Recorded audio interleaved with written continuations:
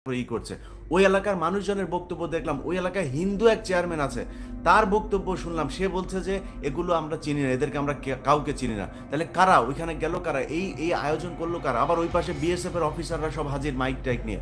আমি একটা প্রোগ্রাম করছি, সেই প্রোগ্রামে আমি দেখাবো এই জিনিসগুলো যে কিভাবে হিন্দুরা ই করছে। আপনারা এত সহজে ভুলে গেলে হবে না। এরা গত 15 বছরে কতটা, একটা থানার ভেতরে একজন হিন্দু যদি থাকে, সে পুরো থানার মানে এসআই, হিন্দুর এসআই ওসিকে থ্রেট করে। একটা অফিসের ভেতরে একটা হিন্দু যদি থাকে, সে পুরো অফিসকে নিয়ন্ত্রণ করে। এই কয়েকদিন আগে 21 টেলিভিশনের কথাই বলি, পীযূষ বন্দ্যোপাধ্যায় এখন পালিয়েছে। সে খবর শুনেই এই কয়েকদিন আগে সে পালিয়েছে। সে জানতো যে একটা সমস্যা হতে যাচ্ছে, পালিয়ে সে চলে গিয়েছে। কিন্তু এই এতদিন ধরে বিভিন্ন প্রেজেন্টারদেরকে উত্ত্যক্ত করা, মেয়ে রিপোর্টারদেরকে উত্ত্যক্ত করা, এইসব খবর আমাদের কাছে এসছে, কিচ্ছু বলতে পারি নাই। সো সেই হিন্দুরাই তো এখন আওয়ামী লীগ সেচ্ছে। আপনি ক্ষমতায় যখন থাকবেন তখন আপনি হিন্দু, আপনি ভারতের সরাসরি করবেন, অখণ্ড ভারত করবেন, সেই ঘোষণা দিবেন। তো এখন আপনি আবার সংখ্যালঘু হন কিভাবে? গোবিন্দ প্রামাণিক, তাকে যেখানে পাওয়া যায় সেইখানে প্রতিহত করতে হবে, যেখানে পাওয়া যায়।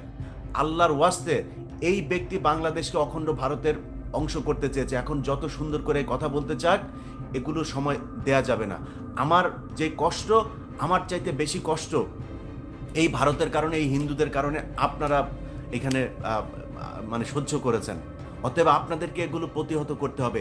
গোবিন্দ প্রামাণিককে খুব সহসা তাকে আইনের আওতায় আনতে হবে রাষ্ট্রদ্রোহিতার অভিযোগে। কারণ সে বলেছে প্রকাশ্যে, সেটার ভিডিও আছে, যে আমাদের এটা হচ্ছে তাদের পবিত্র কি মাটা, তাদের নামটাম বললো, বললো এটা আমার সে হরিশঙ্করদের দেশ, অতএব এটা অখণ্ড ভারত এবং মোদি আমাদেরকে হেল্প করবেন।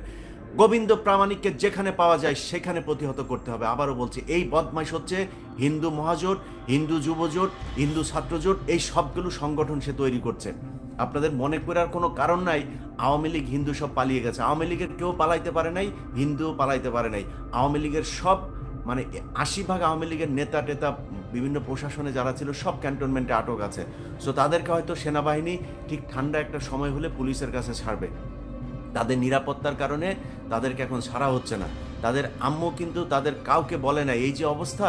শেখ হাসিনা কিন্তু নিজের পরিবারটা নিয়ে আর কাছের কিছু লোকজন নিয়ে সে ভেগে গিয়েছে। কাউকে এই ঘোষণাটা দেওয়া যায় নাই, একটা ফেসবুক পোস্টও করে নাই যে এরকম পরিস্থিতি, তোমরা যে যে যার যার মতো নিরাপদ স্থানে চলে যাও। সবাই আটক আছে। আর যারা এলাকার যেসব নেতাকর্মী, তারা কিন্তু এখন ঘাপটি মেরে